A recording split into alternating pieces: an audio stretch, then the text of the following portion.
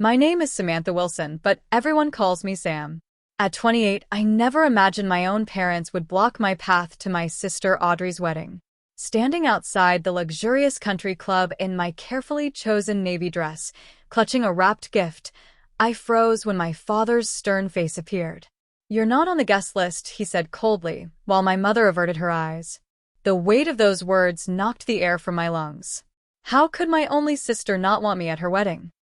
I should have seen the signs. If you're watching the story, please hit that subscribe button and let me know in the comments where you're viewing from. I never expected my family story would unfold like this. Growing up, Audrey and I were inseparable despite our 4-year age difference. As the older sister, I took my role seriously, braiding her hair before school, defending her against neighborhood bullies, and keeping her secrets sacred. We'd whisper dreams to each other during thunderstorms, huddled under blanket forts with flashlights illuminating our matching smiles. She'd hold the ladder while I climbed trees, and I'd help her practice dance routines in our backyard. It was always understood we'd stand beside each other on our wedding days, just as we'd stood together through childhood. "When you get married, I want to wear blue," Audrey had declared when she was 12, planning my hypothetical wedding while sprawled across my bed. "And when you get married, I'll wear whatever hideous bridesmaid dress you choose," I'd promised, tossing a pillow at her giggling form. We grew up in a brick colonial in an affluent Boston suburb where appearances mattered perhaps more than they should. My parents, Elizabeth and William Wilson, built their lives around community standing and traditional success markers. Dad was a corporate attorney whose clients included some of Boston's oldest families, while Mom volunteered on prestigious community boards and hosted dinner parties that neighbors talked about for weeks.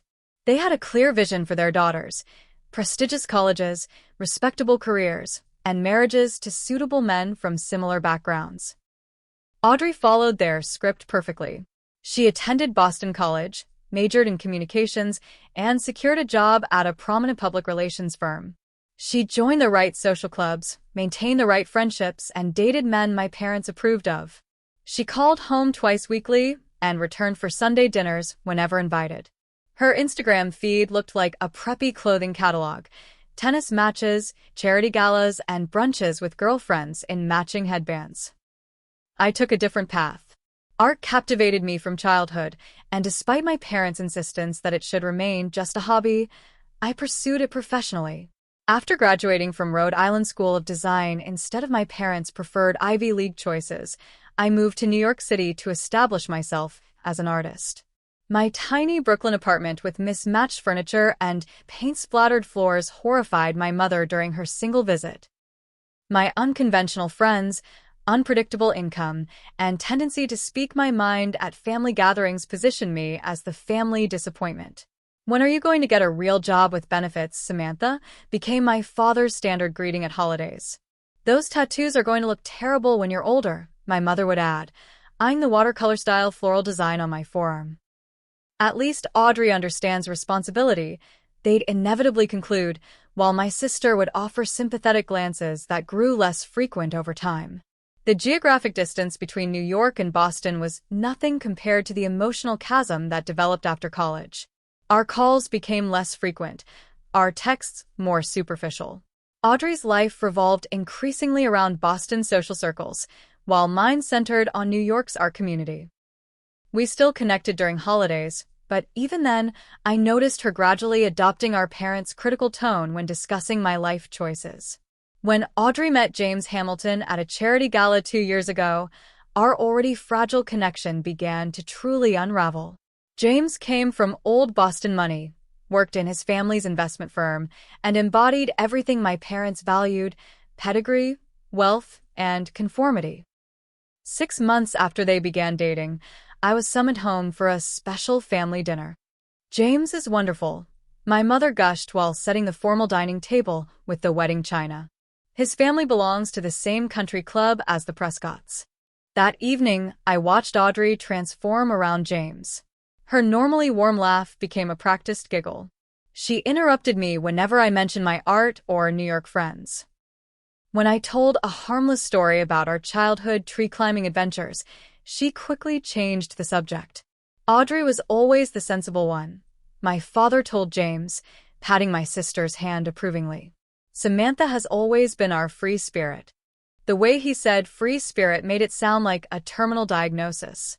James regarded me with polite disinterest throughout dinner, his eyes flickering with something resembling disapproval when I mentioned my recent gallery showing. When I asked about his work, he gave rehearsed answers about market trends and investment strategies without ever revealing anything personal. "You must visit our place on Nantucket sometime," he told my parents, conspicuously excluding me from the invitation while Audrey remained silent. The engagement announcement came 2 months later via family email chain. I called Audrey immediately, genuinely happy for her despite my reservations about James. "I'm so excited for you," I said when she answered. "Thanks, Sam," she replied, her voice oddly formal. "It's going to be a whirlwind with planning. I'm here to help however you need," I offered. "Just put me to work." "Oh, that's sweet," she hesitated. "But James's mother has a planner already, and honestly, it might be hard for you to help from New York." I ignored the warning sign and asked the question that seemed obvious between sisters. "When should I be looking at bridesmaid dresses?" The uncomfortable pause should have told me everything. "We're still figuring out the wedding party," she answered vaguely. "James has a lot of sisters and cousins, so we're trying to balance things." A week later, I discovered via Instagram that Audrey had already selected her 6 bridesmaids, James's 3 sisters, 2 of her college roommates, and our cousin Kayla. The matching champagne flutes and bride tribe sashes were prominently displayed in photos where everyone looked perfectly coordinated in cream-colored dresses. The caption read, "So blessed to have these women standing beside me on my special day. #BrideTribe, #blessed, #complete squad complete. Without me." I texted her a simple, "Congrats on finalizing your bridal party," with a heart emoji, swallowing my hurt. "Thanks. Didn't want to burden you with bridesmaid duties when you're so busy and far away." "You understand," she replied. I did not understand, but I pretended I did. Over the following months, wedding updates came primarily through my mother's smug phone calls or social media posts I wasn't directly tagged in. I learned about the venue selection, the designer dress fitting, and the elaborate shower thrown by James's mother through secondhand information. Each time I called Audrey, she was rushing between appointments or just about to meet James's family for something important. When no formal invitation arrived 6 weeks before the wedding date, I finally texted her directly. "Hey, just checking about your wedding invitation. Planning to request time off work soon. Of course you're invited. Must have gotten lost in the mail. It's June 15th at Bellevue Country Club, ceremony at 4, she replied. Relief washed over me. Despite everything, my sister wanted me at her wedding. I immediately requested time off from the gallery where I worked part-time, booked an overpriced flight, reserved a hotel room near the venue, and spent more than I could afford on a navy blue dress that perfectly complied with the formal dress code. I selected a wedding gift from their registry, an absurdly expensive crystal vase, and even scheduled a hair appointment in Boston to ensure I'd meet my mother's standards. This will be a chance to reconnect with Audrey, I told my roommate Jenna as I packed. Maybe seeing her happy will soften everyone up. Family is family, right? Jenna looked unconvinced. Just be prepared for their usual comments, Sam. Don't let them ruin your weekend. It'll be fine, I insisted, carefully wrapping the crystal vase in bubble wrap. It's a wedding. Everyone's happy at weddings. That optimism carried me through my flight to Boston, the tedious wait at the rental car counter, and the drive to my hotel. It sustained me through a restless night in an unfamiliar bed, and the next morning as I carefully applied makeup and styled my hair.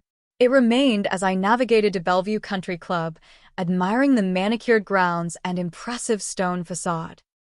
That optimism evaporated the moment I approached the entrance and saw my parents' faces, their expressions a clear barrier as effective as any security guard. The Bellevue Country Club exuded old money and tradition from every manicured hedge and gleaming window. White chairs arranged in perfect rows faced an elaborate floral arch on the sweeping lawn. Guests in summer suits and designer dresses mingled on the terrace, champagne flutes catching the afternoon sunlight. Everything looked precisely as I'd imagined my sister's wedding would, except for my parents blocking my path like human barricades. Dad, what do you mean I'm not on the guest list? I clutched my invitation. Well, the details Audrey had texted me, while trying to maintain composure. There must be some mistake. My father straightened his already impeccable tie, eyes darting to nearby guests who were beginning to notice our exchange. There's no mistake, Samantha. Your name isn't on the approved list. But Audrey told me. Please don't make a scene, my mother whispered urgently, her floral perfume suffocating as she leaned closer. Her perfectly coiffed hair didn't move, much like her expression of practiced discomfort. People are watching. I don't care who's watching. This is my sister's wedding. My voice rose despite my best intentions. I took time off work. I flew here. I bought this dress and this gift because Audrey specifically told me to come. My father's jaw tightened, the muscle visibly clenching beneath his cleanly shaved skin. Audrey specifically requested you not attend. Those were her exact words. The statement hit like a physical blow. I actually stepped backward, heel wobbling on the brick pathway. That's not possible. She texted me the details herself. Whatever you think she said, the reality is that you are not welcome here today. My father's voice dropped to a harsh whisper. This is James and Audrey's perfect day, and they don't need your unpredictability. My unpredictability. I repeated, disbelief making my voice crack. I'm her sister, Elizabeth William. There you are. A woman's voice called from behind my parents. James's mother, Patricia Hamilton, approached in a designer suit that probably cost more than 3 months of my rent. Her calculating eyes assessed me from head to toe. Is everything all right here? Perfectly fine, Patricia, my mother replied with forced brightness. Samantha was just leaving. I am not leaving until I speak with Audrey.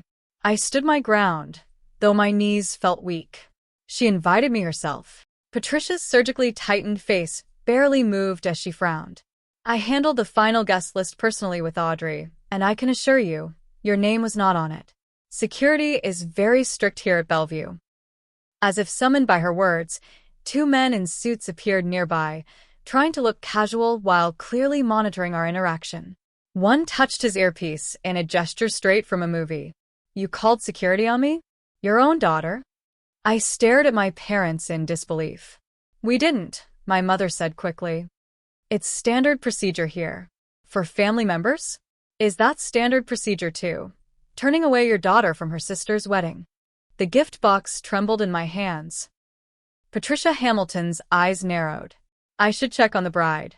Audrey is so anxious to have everything perfect today. Her emphasis on perfect felt deliberate as she glided away, already speaking into her phone. I fumbled for my own phone, scrolling to Audrey's number while fighting back tears. The call went straight to voicemail. I texted. I'm here at the venue, but Mom and Dad won't let me in. Please come talk to me. The message showed as delivered but remained unread.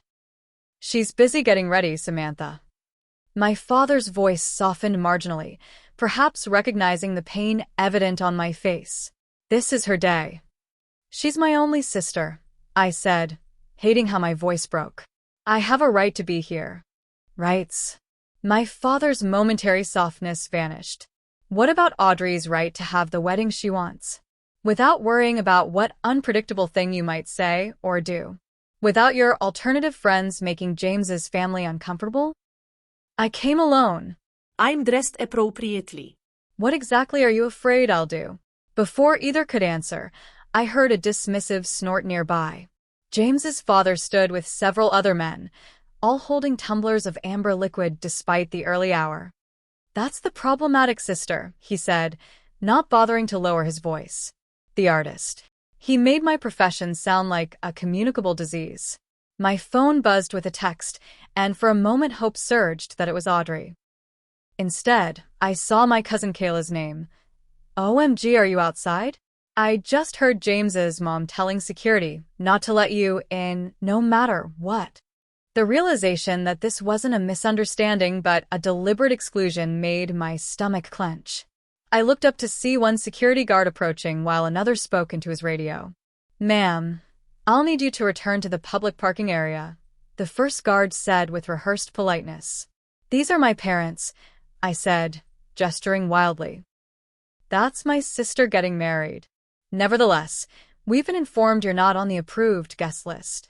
His tone left no room for argument. My mother touched my arm lightly. "Samantha, please. Don't make this harder than it needs to be." A memory surfaced suddenly, the awkward family dinner 3 weeks ago when I'd mentioned being excited about Audrey's wedding. My parents had exchanged glances, and my sister had become intensely interested in her salad. The conversation had abruptly shifted to James's promotion. I'd attributed their behavior to typical family awkwardness, but now I understood it had been guilt. "How long have you all known I wasn't invited?" I asked, my voice unnaturally calm. My parents' silence answered for them. "Ms. Wilson, I need you to come with me now," the security guard insisted, more firmly this time. Guests openly stared now. Some whispered behind manicured hands. I recognized faces from childhood. Neighbors, family friends, relatives, all watching my humiliation without intervention. The weight of their judgment, coupled with my family's betrayal, became unbearable. "Fine," I said, thrusting the wrapped gift toward my startled mother. "Give this to Audrey. Tell her, actually, never mind. She clearly doesn't care what I have to say." I turned and walked away, dignity barely intact, security following at a discreet distance. Once in my rental car, safely hidden behind tinted windows, I allowed myself to break down. Rain began to fall, gentle at first, then intensifying to match my tears. I sat watching droplets race down the windshield while guests hurried inside the venue, sheltered by attendants with umbrellas emblazoned with the country club logo. Perfect weather for a perfect day, I muttered to myself, hands gripping the steering wheel though the engine remained off. The sister I'd protected and loved throughout childhood was getting married mere 100 yards away, and I wasn't allowed to witness it. My phone buzzed again with another text from Kayla.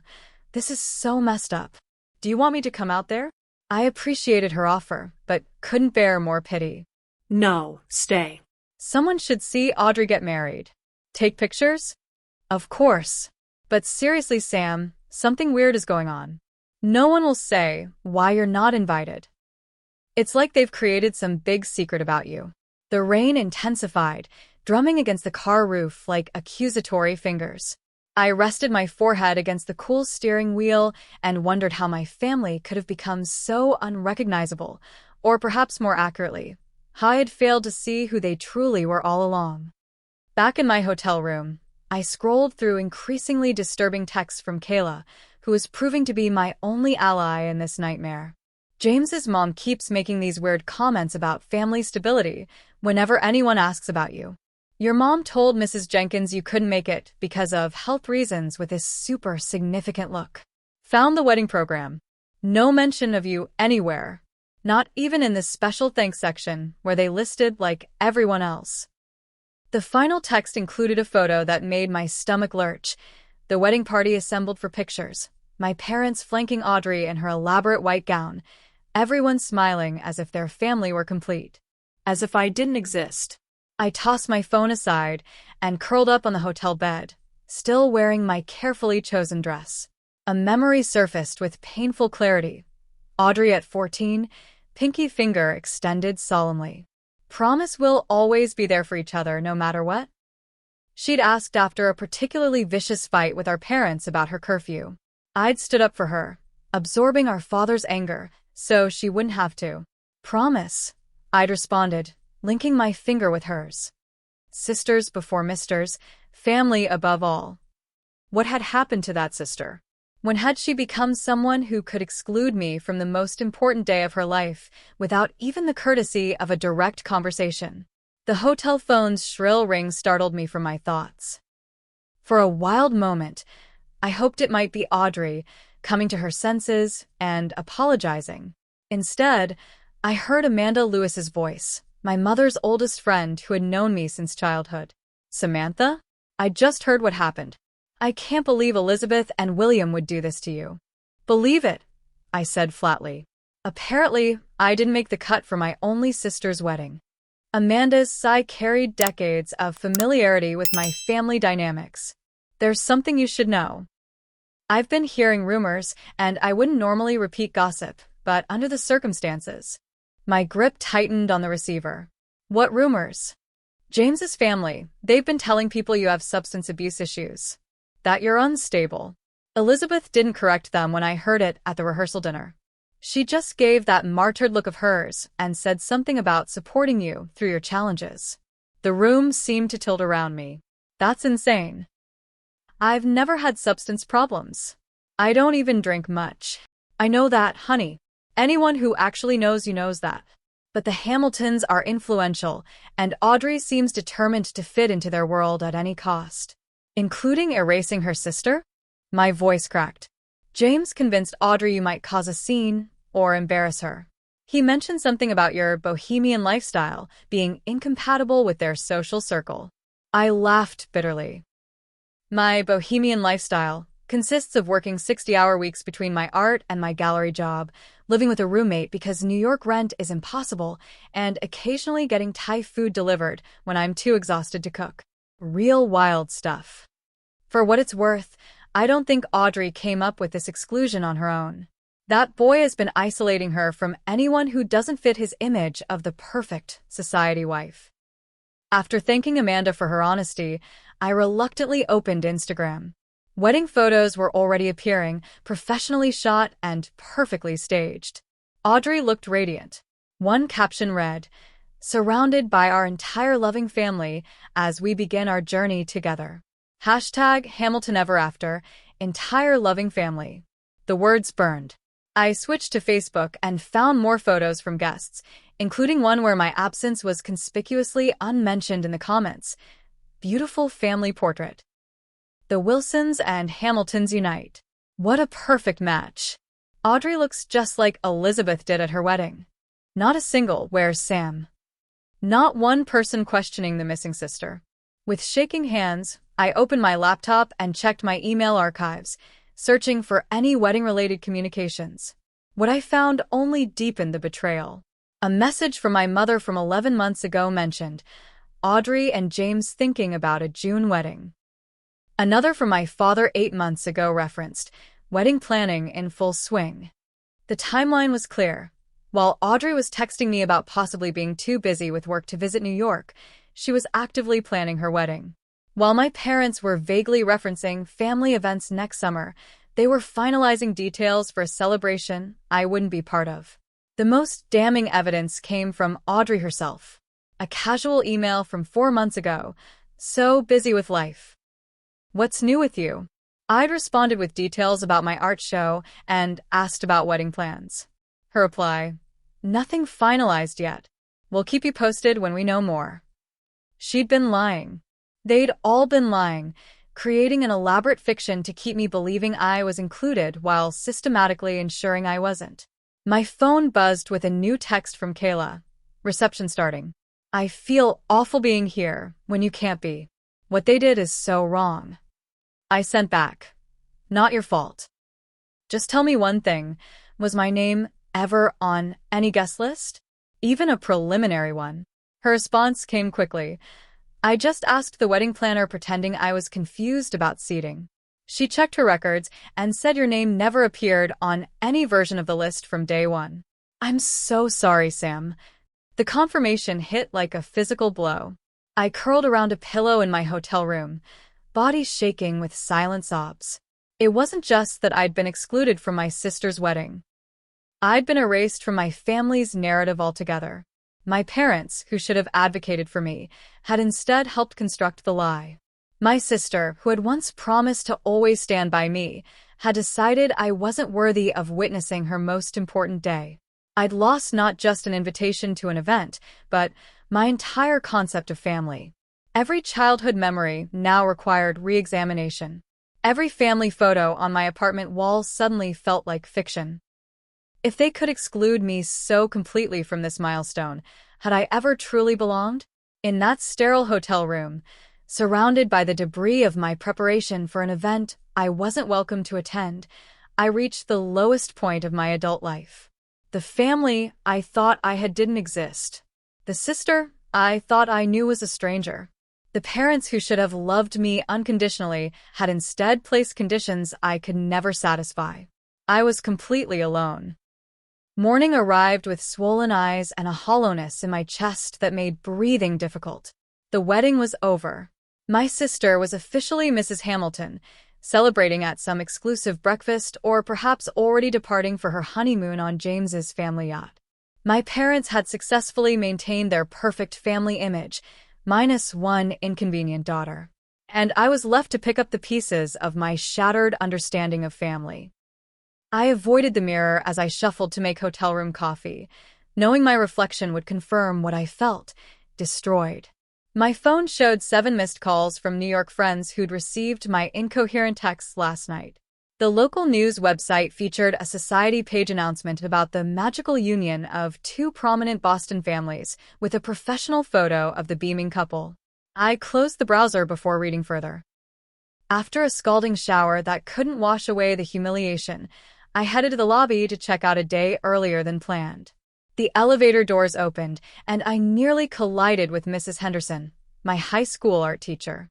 "Samantha Wilson," she exclaimed, genuine warmth in her voice. Then her expression shifted as she took in my appearance. "Oh, dear, are you all right?" I attempted a smile that felt more like a grimace. "Just checking out. Heading back to New York." Her eyes narrowed with concern. "I thought your sister's wedding was yesterday? Aren't there usually brunches and things the day after?" The simple question cracked my fragile composure. Before I could stop myself, the entire humiliating story spilled out in the hotel lobby, being turned away, learning about the deliberate exclusion, discovering the lies that had spanned months.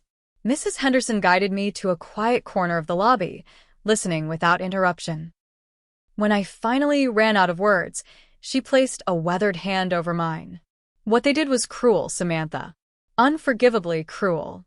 But it says everything about them and nothing about your worth." "Then why does it feel like I'm the one who did something wrong?" I whispered. "Because that's what families like yours do. They make the truth-tellers feel like the problem." She squeezed my hand. "I've taught in this town for 35 years. I've watched families like yours operate. They're so concerned with appearances that they'll sacrifice authentic relationships to maintain the facade. But Audrey and I were close once. We really were." Mrs. Henderson nodded. "I remember. You were inseparable in school. But sometimes people choose the path of least resistance. Standing up to family pressure requires tremendous courage, especially when there's money and status involved." Her perspective was the first that had made any sense since this nightmare began. We talked for nearly an hour, her gentle wisdom providing the first moments of clarity I'd experienced since being turned away at the venue entrance. "What will you do now?" she asked as we prepared to part. "Go home to New York, I guess. Try to move forward somehow." She hugged me tightly. "Your talent and your honesty will serve you well, Samantha. Those are far more valuable than social standing or family connections. Never forget that." Strengthened by this unexpected kindness, I decided to make one final stop before leaving Boston, my parents' house, where I still had a few belongings stored in what was once my bedroom. I hoped to slip in and out while they attended post-wedding festivities, avoiding another confrontation. The house looked exactly as it always had, perfectly maintained colonial with precision-trimmed hedges and seasonal flowers in coordinating colors. I used my old key, half expecting the locks to have been changed along with my family status. My childhood bedroom was now unrecognizable. The walls had been repainted from my chosen blue to a neutral beige. Most of my posters and photos had been removed. Boxes labeled storage occupied the floor space, and the twin bed was covered with plastic bins of Christmas decorations. I'd been literally erased from the physical space I once occupied. Opening my closet, I found most of my remaining belongings had been consolidated into 2 cardboard boxes labeled Sam, in my mother's precise handwriting. Yearbooks, childhood art projects, and photo albums had been efficiently packed away, as if in preparation for my complete removal from family memory. As I sorted through the items, deciding what was worth taking, I discovered my parents had discarded several sentimental pieces. Awards from art competitions they'd never attended, journals filled with teenage thoughts, and a handmade quilt from my grandmother who had always encouraged my creativity before her death. The casual disposal of these treasures felt like another deliberate wound. I was carefully wrapping a small sculpture I'd made in high school when my phone rang. Taylor, my best friend since college, was calling for the third time that morning. Finally, I've been worried sick since your text last night. What the actual hell, Sam? They didn't let you into your own sister's wedding. Hearing Taylor's fierce indignation released something in me. I sank to the floor of my former bedroom and told her everything, from the moment of rejection at the venue to discovering my room transformed into storage space. That's not a family, that's a cult, Taylor declared. Seriously, who does that to their own daughter? Their own sister? Apparently mine. Well, fuck them. No, seriously, fuck all of them. You deserve so much better than people who would treat you this way. Taylor's anger on my behalf felt like a warm blanket around my cold shock. You still have family, Sam. It's just not the one you were born into. It's the one you've created. Me, Jenna, Miguel, all of us who love you exactly as you are. Her words triggered a memory from therapy sessions I'd briefly attended after college. Family isn't always blood. It's the people in your life who want you in theirs. I don't know how to process this, I admitted, staring at the beige walls that had once displayed my artwork.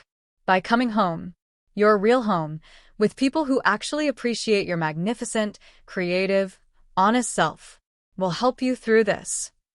When we hung up, I sat surrounded by the remnants of my childhood, considering Taylor's perspective. She was right. While I'd been desperately seeking approval from people incapable of giving it, I'd built a supportive community in New York who valued the very qualities my biological family rejected.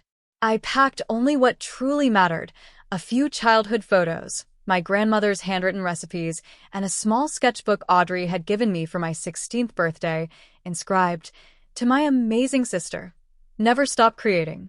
The rest I left behind, a deliberate unburdening. Before leaving, I made an impulsive decision. Instead of flying back to New York as planned, I drive the rental car back, taking a winding route along the coast. I needed time and space to process before returning to my life. I sent a quick text to Jenna about my changed plans, canceled my flight, and extended the car rental. As I pulled away from my childhood home, I experienced not the crushing grief of the previous day, but something unexpected. A quiet determination to reclaim my narrative from those who had tried to edit me out of it.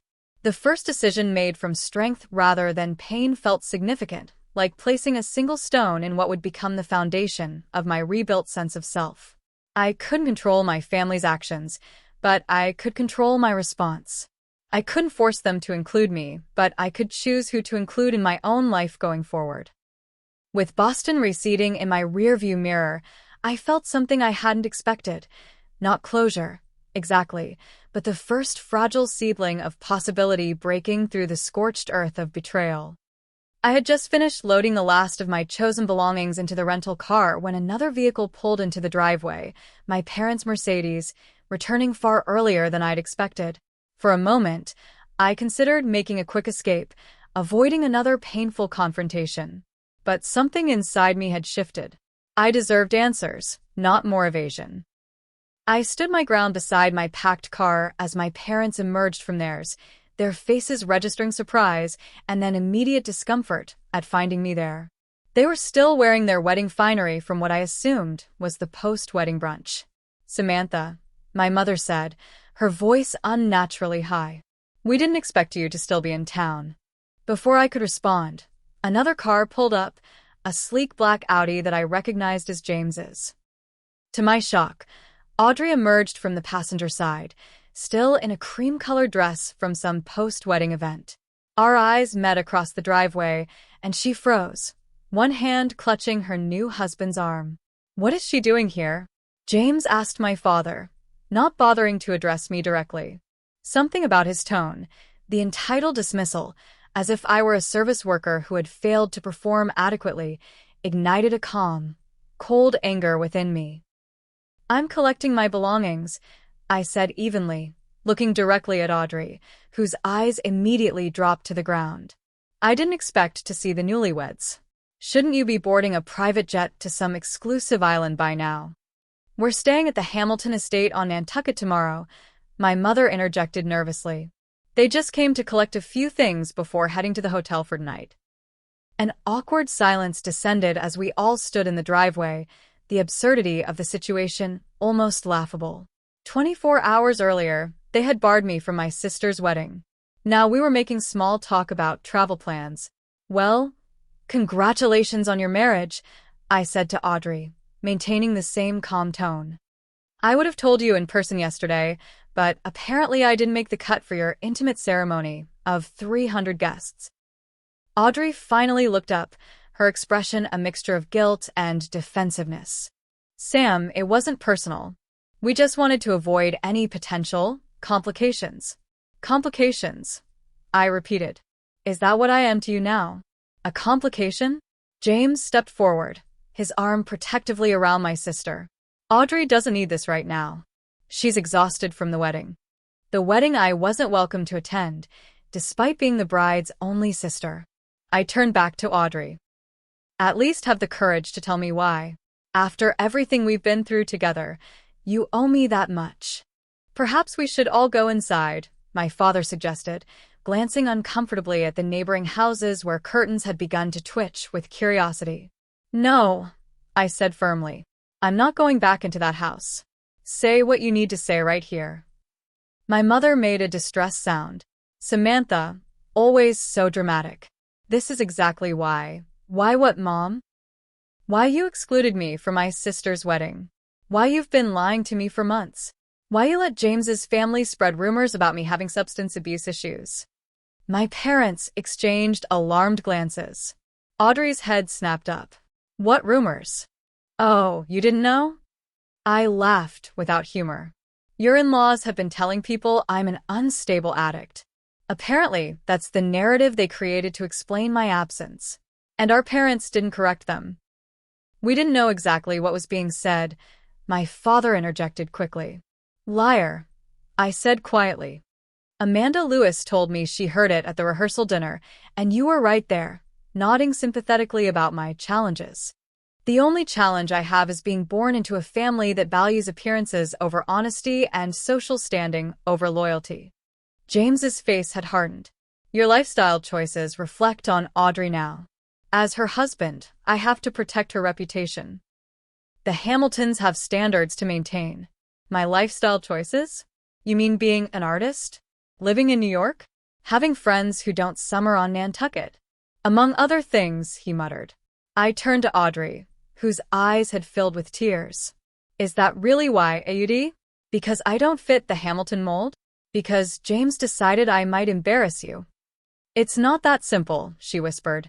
"Actually, it is that simple," I countered. "You had a choice between standing up for your sister and pleasing your husband's family. You chose them. You don't understand the pressure I've been under." Audrey suddenly burst out. "Everything had to be perfect. The Hamiltons have expectations, traditions. They're connected to everyone who matters in Boston. And I don't matter? After everything we've been through together?" "That's not what I meant." She wiped at her tears, careful not to smudge her makeup. "But you've always done whatever you wanted, Sam. You left for New York and never looked back. You didn't care what anyone thought about your choices. Do you have any idea how hard it's been living in your shadow?" "My shadow?" I stared at her in disbelief.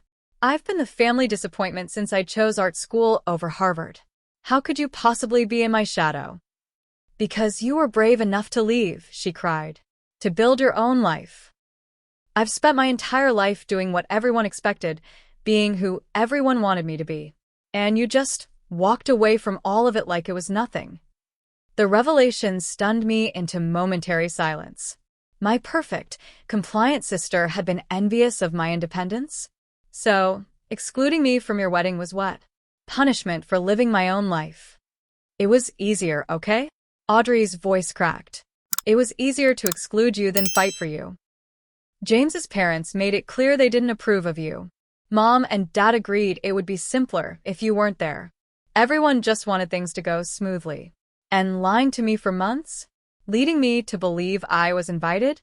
Letting me buy a plane ticket, book a hotel, buy a dress and a gift? Was that easier too? She had no answer for that, her gaze dropping once more to her designer shoes. My father stepped forward, his authoritative courtroom voice taking over. What's done is done, Samantha. Creating a scene now won't change anything. It would be best if you just returned to New York and gave everyone some space. Space. I echoed. I've given you nothing but space. I moved hundreds of miles away. I built my own life because there wasn't room for the real me in yours. And still, that wasn't enough distance for you. My mother attempted to take my arm. Darling, you're upset. We understand, but... No, you don't understand, I interrupted, gently removing her hand. You've never tried to understand me. But I finally understand you. All of you. I looked at each family member in turn. You're so terrified of authenticity that you would rather lose a daughter and sister than risk a moment of social discomfort. James scoffed. Always the dramatic artist. Better a dramatic artist than a spineless conformist. I replied calmly. Audrey, I hope your marriage brings you happiness. I truly do. But know this, the same people you're trying so desperately to please would discard you in a heartbeat if you ever stopped fitting their mold. Just like they did to me. That's enough, my father said sharply. You're right, it is. I picked up the last box from the ground and placed it in my car. I didn't come here to cause the scene Audrey was so afraid I'd create at her wedding. I came for my belongings and some closure. I have both now. As I opened my car door, Audrey took a step toward me. Sam, wait. Maybe we can talk later, after things settle down? I looked at my sister, really looked at her, and saw not the confident, radiant bride from the wedding photos, but a scared woman who had traded her authenticity for acceptance. I won't be waiting by the phone, I told her quietly.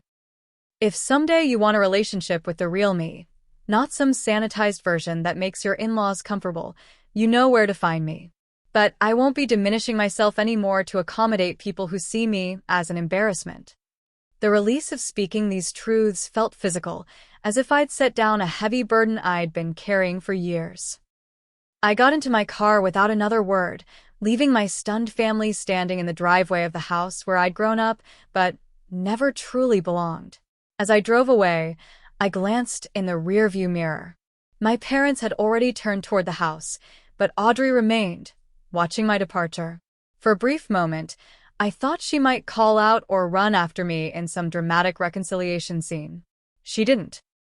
She simply stood there, James's hand firmly on her elbow, as I turned the corner and disappeared from view. I hadn't caused the scene they feared.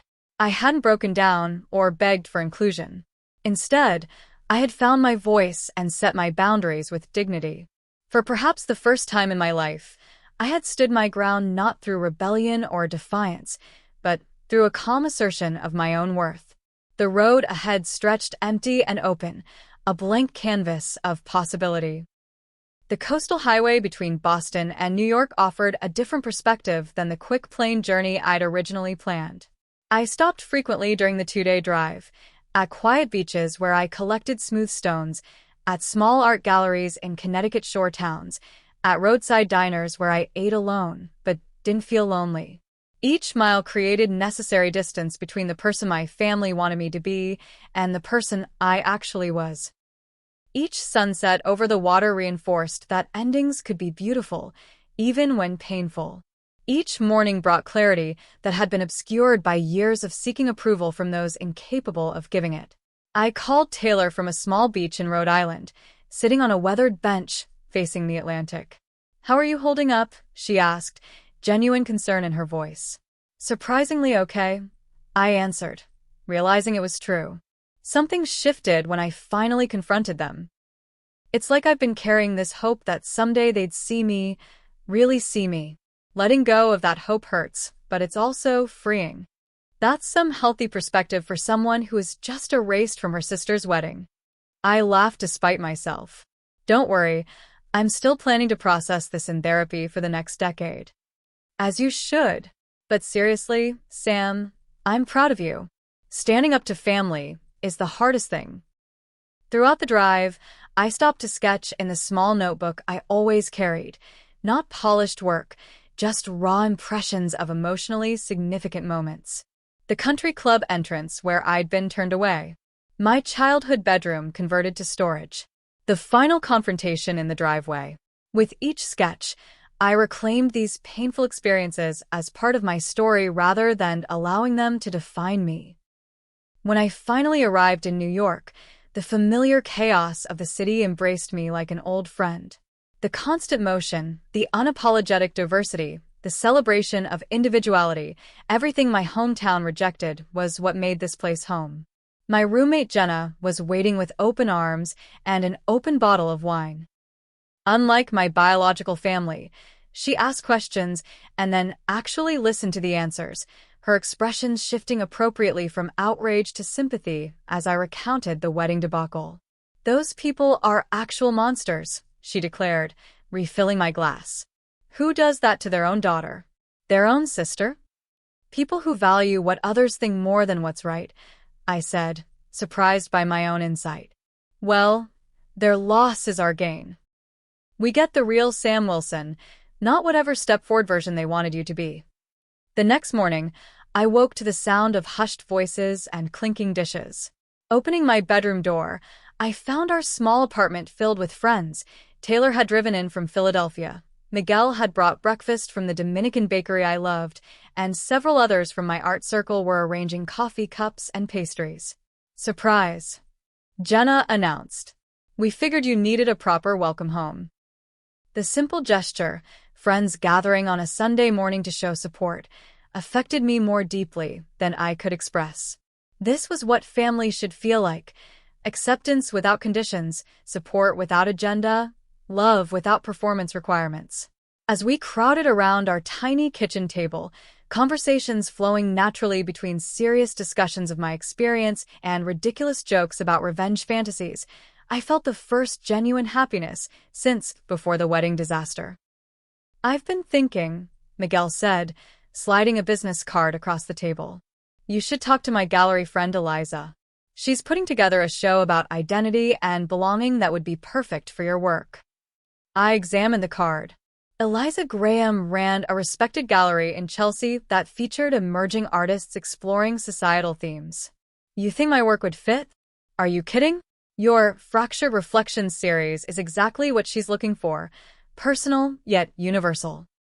This whole experience, as terrible as it's been, could fuel some incredible new work.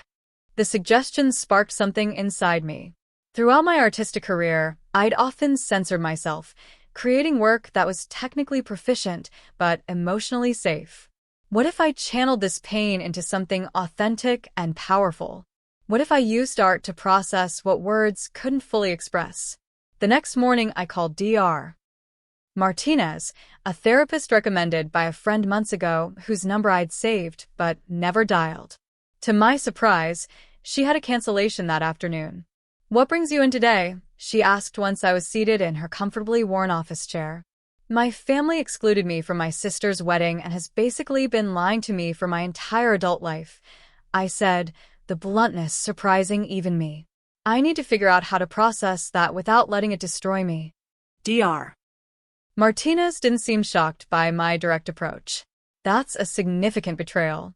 How are you taking care of yourself right now?" The simple question, "How was I caring for myself?" not "How could I fix my family?" signaled I'd found the right therapist. Over the following weeks, our sessions became a crucial space for unpacking not just the wedding incident, but the lifetime of conditional acceptance that had preceded it. "You've spent years trying to earn love that should have been freely given," she observed during one particularly intense session. "What would it look like to stop trying to earn it?" That question catalyzed a period of profound change. I began establishing boundaries with my parents' attempts to contact me, responding to messages when I felt emotionally equipped, ignoring them when I didn't. I blocked James on all platforms and limited what Audrey could see of my social media life. I started a dedicated sketchbook for family session drawings, creating immediate after each therapy appointment. Professionally, I took Miguel's advice and contacted Eliza Graham, sharing both my portfolio and, after some hesitation, the personal story behind my newest work. To my amazement, she immediately saw the potential. "There's something raw and truthful happening in these new pieces," she said, examining sketches from my road trip that I developed into larger works. The family silhouette series, especially the negative space where figures should be, is powerful. 2 months after the wedding, Eliza offered me a spot in her upcoming exhibition, Belonging: Identity in a Fractured World. The validation from someone who had no obligation to appreciate my work meant more than any family approval ever had. As summer transitioned to fall, I established new traditions with my chosen family. Sunday brunches with Jenna and our friend circle. Tuesday night life drawing sessions followed by cheap wine at the dive bar around the corner. Monthly gallery crawls with Miguel and his boyfriend. These rituals anchored me as I navigated life, without the family connections I'd once thought essential. I changed my appearance in small but significant ways, cutting my hair into a style I'd always wanted but my mother had always criticized, getting a small tattoo of a compass on my wrist to remind myself to follow my own direction. Each change was a reclamation of self-determination, a quiet declaration that I no longer sought external approval. The most surprising development came in October, when I met Michael at a gallery opening for a mutual friend. Unlike James, who had evaluated me against some predetermined checklist of acceptability, Michael was genuinely curious about my authentic self. "Tell me more about your creative process," he said on our first date, leaning forward with genuine interest after I'd mentioned my upcoming exhibition. "What drives you to create?" The question was so refreshingly direct, so focused on understanding rather than judging, that I found myself opening up about how art had become my language for processing the world, including recent family trauma. "That's incredibly brave," he responded. "Using pain as creative fuel instead of letting it consume you." His perception of my art, and by extension me, as brave rather than problematic, sparked a connection that developed naturally over the following months. For the first time, I was building a relationship without editing myself to be more acceptable. By the time my exhibition opened in November, I had constructed a life that felt authentically mine. Professional momentum, supportive friendships, a promising new relationship, and therapeutic tools for managing the lingering pain of family rejection. I wasn't healed in any simplistic sense, but I was building something meaningful from the wreckage of old expectations. The night before the gallery opening, I sat in my newly rearranged bedroom, staring at the last family photo I kept displayed. Audrey and me as children, arms around each other on a beach in Cape Cod, genuine smiles directed at each other rather than the camera. Despite everything, I couldn't bring myself to remove this evidence that we had once truly loved each other, before expectations and social pressures had driven us apart. "I hope you find your way back to yourself someday," I whispered to her image, before turning out the light and preparing for my own moment of professional recognition. One my biological family wouldn't witness, but my chosen family would celebrate with genuine pride. 6 months after being turned away for my sister's wedding, I stood in Eliza Graham's gallery, surrounded by my work and my chosen family. Family silhouettes, presence and absence, had received unexpected critical attention, with an arts writer from The New Yorker calling it a powerful exploration of belonging and exclusion, rendered with technical skill and emotional authenticity. The success felt validating, but secondary to the personal growth the work represented. Each piece contained some element of my family story: negative spaces where figures should stand, fragmented portraits with missing pieces, translucent layers suggesting memories being rewritten. Creating them had been painful but purifying, transforming private anguish into public connection as visitors shared their own experiences of family complexity. "I can't believe that's my girlfriend on the gallery wall," Michael said, appearing beside me with 2 champagne flutes. In the 4 months we'd been dating, he'd shown nothing but genuine interest in understanding my authentic self rather than trying to reshape me into some predetermined ideal. Sometimes I can't believe it either, I admitted, accepting the champagne. A year ago, I was still seeking approval from people who were never going to give it. Taylor joined us, linking her arm through mine. To Sam finding her voice and sharing it with the world, she toasted, raising her glass. And to her horrible family for providing such excellent artistic material. We laughed, the humor a sign of healing. The pain hadn't disappeared, but it had transformed into something I could carry without being crushed by its weight. That evening, after the successful opening, I returned to my apartment to find an unexpected envelope in my mail. The Boston postmark and my sister's handwriting sent an immediate pulse of anxiety through me. Inside was a card with a simple message. Sam, I saw an article about your gallery show online. The work looks incredible. I always knew you were talented, even when I didn't have the courage to say so. Things with James aren't what I expected. His family's expectations are suffocating, and I'm starting to understand what you meant in our last conversation. I miss my sister. If you're ever open to talking, I'd like to try to rebuild some kind of relationship. On your terms, not mine or anyone else's. Love. Audrey. I sat with the card for a long time, emotions swirling. Part of me wanted to dismiss it as too little, too late. Another part recognized the courage it must have taken for Audrey to reach out, especially if her marriage was struggling under the weight of the same expectations that had driven us apart. After careful consideration, I composed a measured response. Audrey, thank you for your note and for acknowledging my work. That means more than you might realize. I'm not ready for family holidays or pretending nothing happened. The wedding exclusion wasn't just hurtful, it was the culmination of a lifetime of conditional acceptance that I'm still processing. If you want to begin a conversation about building a new kind of relationship based on mutual respect and honesty, I'm cautiously open to that. But it would need to be just between us, without our parents' influence or James's family's expectations shaping the interaction. Take care of yourself. Sam. I mailed the letter the next day, setting clear boundaries while leaving open the possibility of reconciliation. Whether Audrey could meet me in that honest space remained to be seen, but my response came from strength rather than desperation for family connection. In the months that followed, I continued my therapy with Dr. Martinez, gradually developing a more nuanced understanding of my parents' limitations. Their obsession with social standing and conformity hadn't begun with me. They themselves were products of rigid upbringings where approval was conditional and appearances paramount. Understanding the origins of their behavior doesn't excuse it, Dr. Martinez emphasized during one session. But it might help you release some of the pain. I think I'm realizing they did the best they could with the emotional tools they had, I replied. The problem was, their best wasn't enough for a child who needed unconditional acceptance. And that's not your failure. It's theirs. This perspective shift allowed me to view my parents with more compassion, without accepting their treatment as deserved. They were flawed humans who lacked the capacity to provide what I needed, not malicious villains intent on causing pain. This understanding didn't erase the hurt, but it helped me carry it differently. My relationship with Michael deepened as winter turned to spring.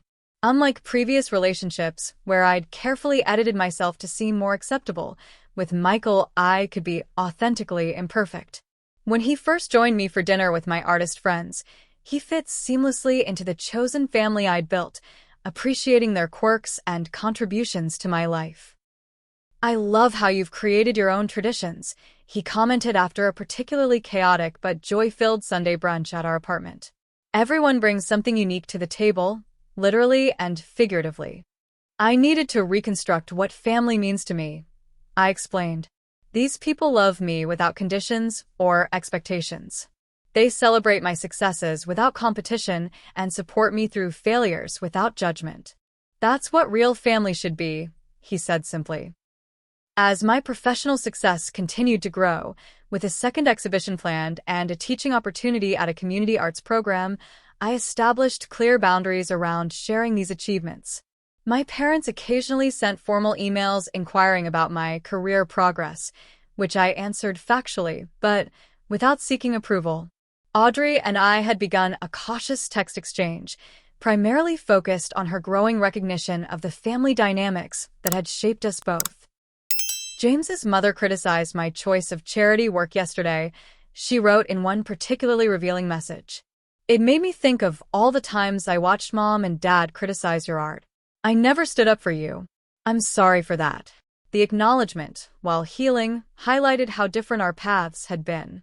Audrey was just beginning to question the values that had been instilled in us, while I had spent years building an identity independent of family approval. The gap between us couldn't be bridged by apologies alone, but her growing awareness suggested a foundation for a different kind of relationship might be possible someday. During the winter holidays, I declined my parents' perfunctory invitation to Boston and instead hosted a chosen family Christmas in my apartment. Friends brought dishes representing their own family traditions or invented entirely new ones. We exchanged thoughtful, inexpensive gifts that demonstrated attention to each other's authentic selves rather than social obligations. The contrast between this warm, accepting celebration and the tense, performance-based holidays of my childhood couldn't have been starker. As I looked around at the mismatched furniture holding friends from diverse backgrounds, all laughing and belonging exactly as they were, I recognized the profound wisdom I'd gained through the painful journey of the past year.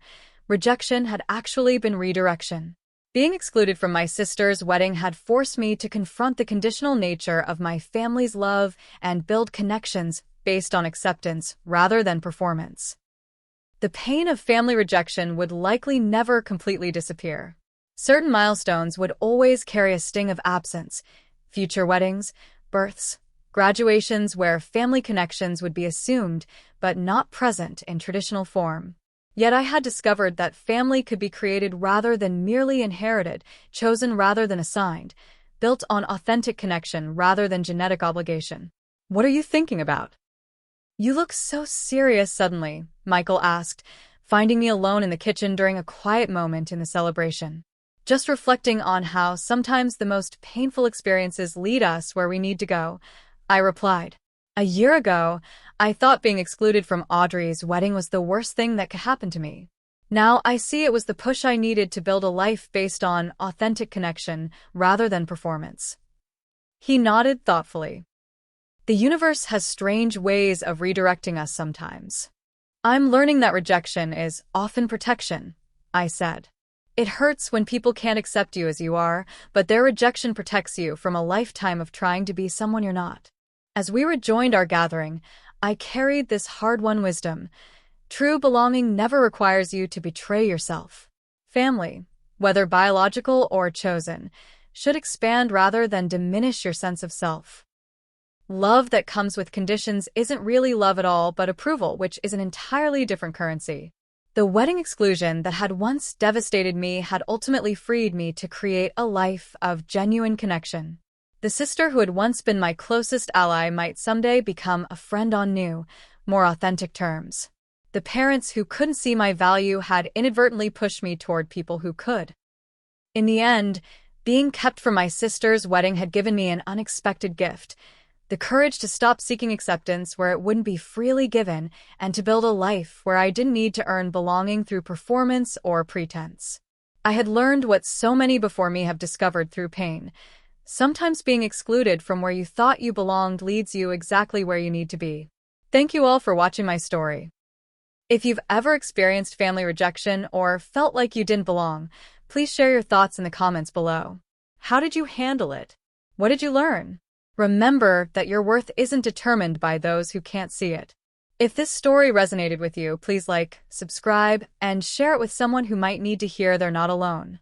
Until next time, be kind to yourselves and remember that sometimes the family we create matters more than the family we're born into.